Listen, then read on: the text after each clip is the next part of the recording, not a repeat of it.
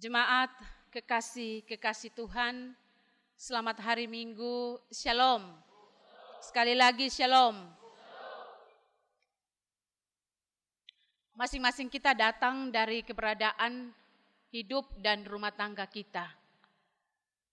Saya tidak tahu Bapak Mama datang pagi tadi mempersiapkan diri dan menuju gereja, ada dalam kebaktian ini dengan suasana hati seperti apa.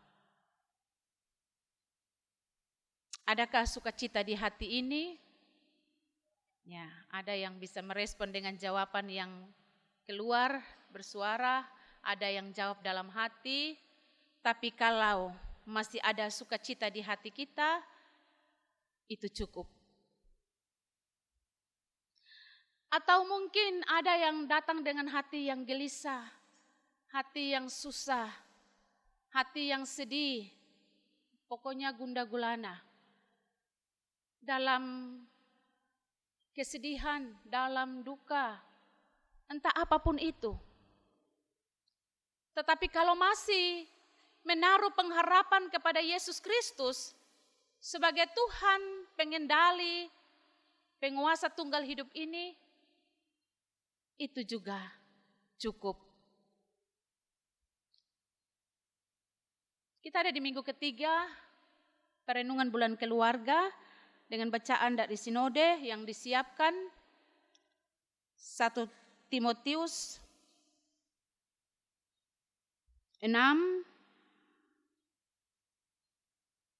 ayat 2b sampai 12 dan dengan tema hidup dengan rasa cukup.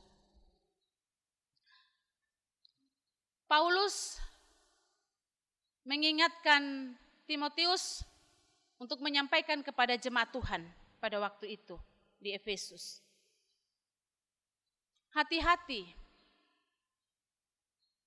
waspada terhadap pengajaran-pengajaran guru-guru sesat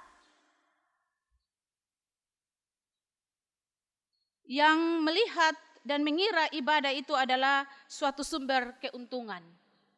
Mengajar dengan pola atau pemahaman pikiran bahwa ikut Tuhan itu pasti aman. Ikut Tuhan itu pasti baik-baik saja. Ikut Tuhan itu dapat berkat. Ikut Tuhan apa yang kita mau pasti dipenuhi. Paulus kasih ingat anak rohaninya Timotius, sampaikan kepada jemaat, hati-hati dengan pengajaran guru-guru sesat seperti itu. Karena itu bisa menjerumuskanmu. Ketika kita bertemu dengan tantangan, ketika kita bertemu dengan kesulitan, ketika kita bertemu dengan kegagalan, kekurangan, lalu kita mulai mempertanyakan, Tuhan di mana kasih dan kuasa-Mu? Dan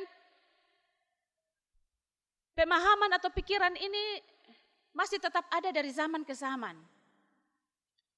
Satu cerita yang dengan cukup menarik, mewakili cara pandang yang ekstrim, itu ada pada istri Ayub kita temui.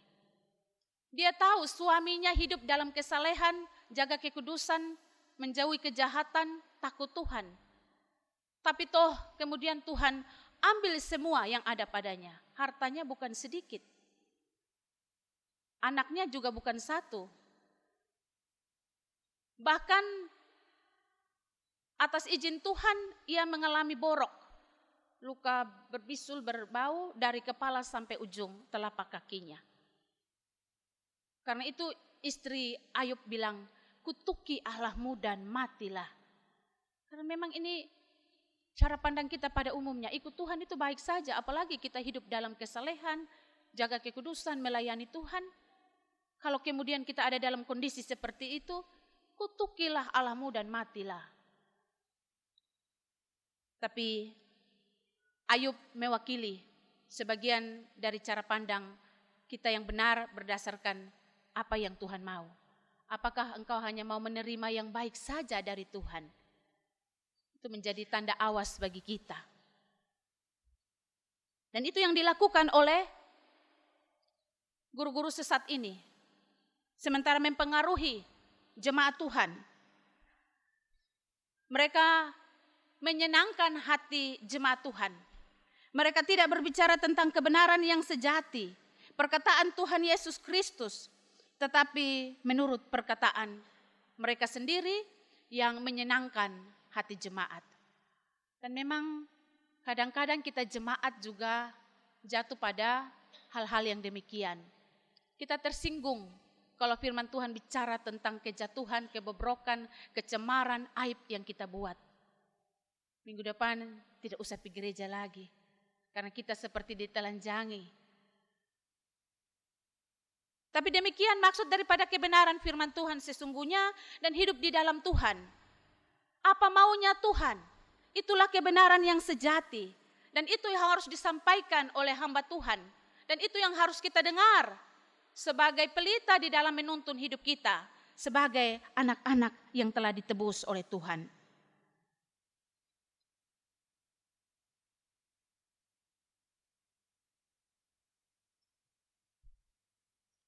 Firman Tuhan juga berbicara tentang bagaimana pengaruh uang.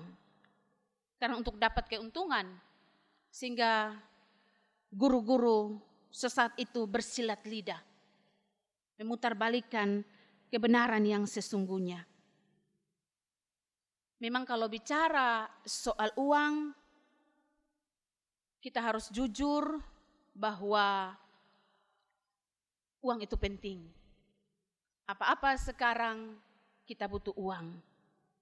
Tetapi firman Tuhan mau kasih kita, ingat kita, hati-hati. Berpikir tentang uang itu tidak salah. Tetapi yang salah adalah bagaimana kita menyikapi uang itu. Kita harus waspada terhadap uang. Itu bisa menjadi berkat. Tapi itu juga bisa menjadi kutuk. Ada banyak orang yang karena cinta akan uang, dia jatuh dalam berbagai-bagai duka. Dia menyimpang dari iman dan menyiksa dirinya sendiri dengan berbagai-bagai pelanggaran.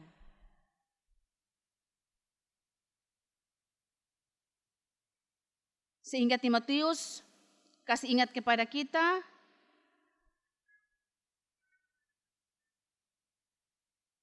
asal punya makanan dan pakaian, cukuplah.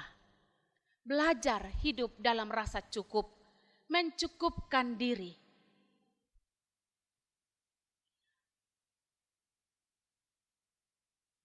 Rasa cukup ada kalau kita belajar untuk bersyukur.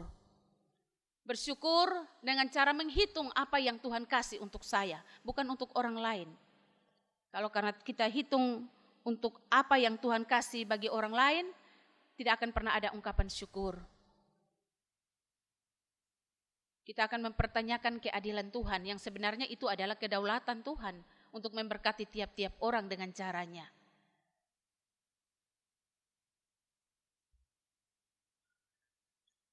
Belajarlah dengan rasa cukup.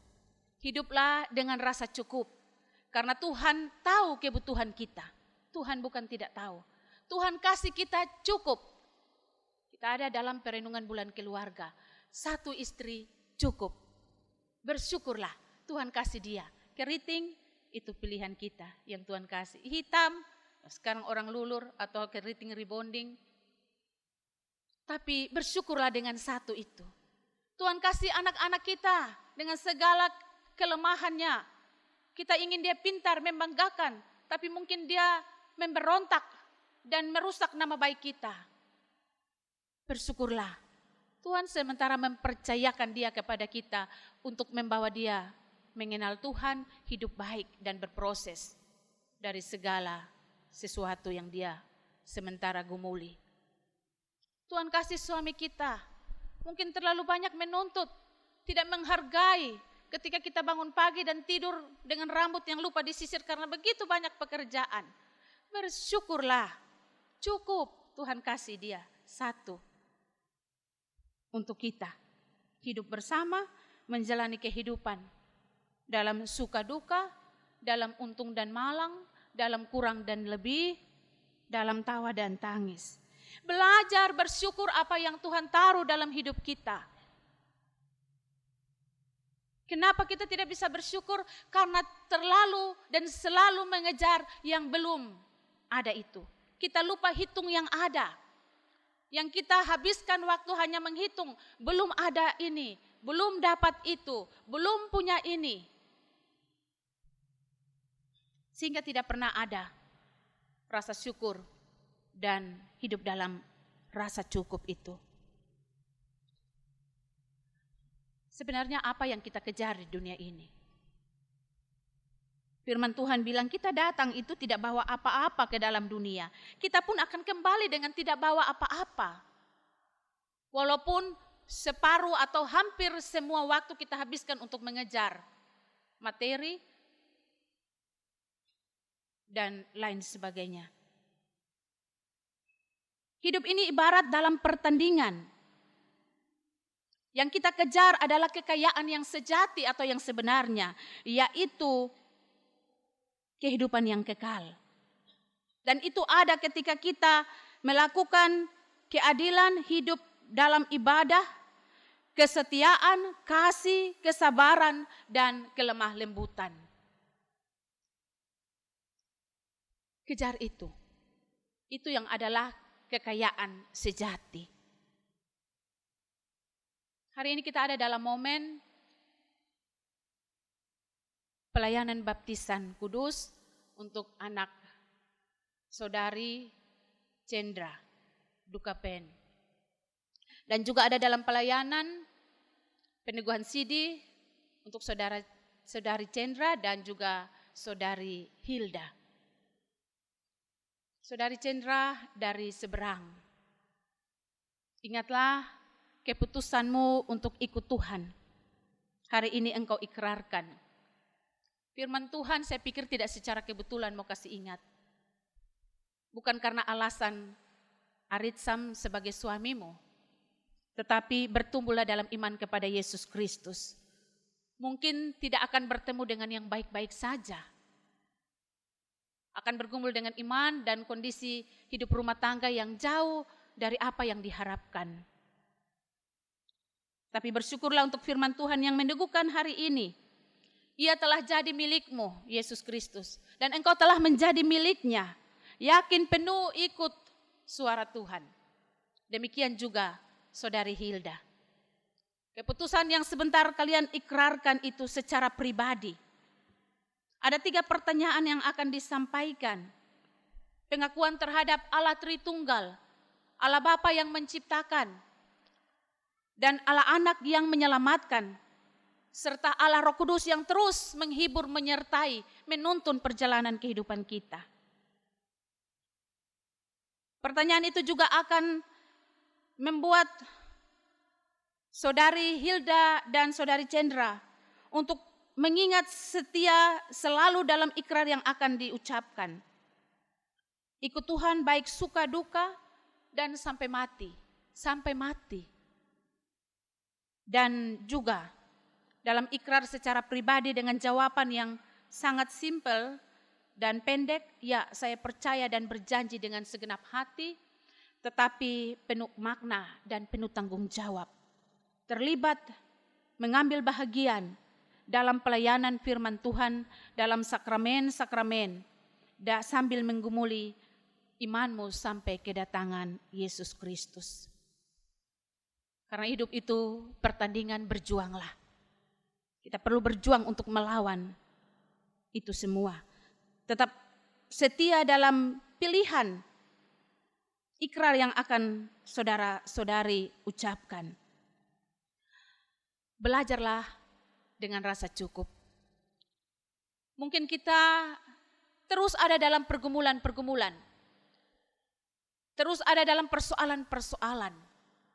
Tapi belajarlah menghitung berkat-berkat Tuhan.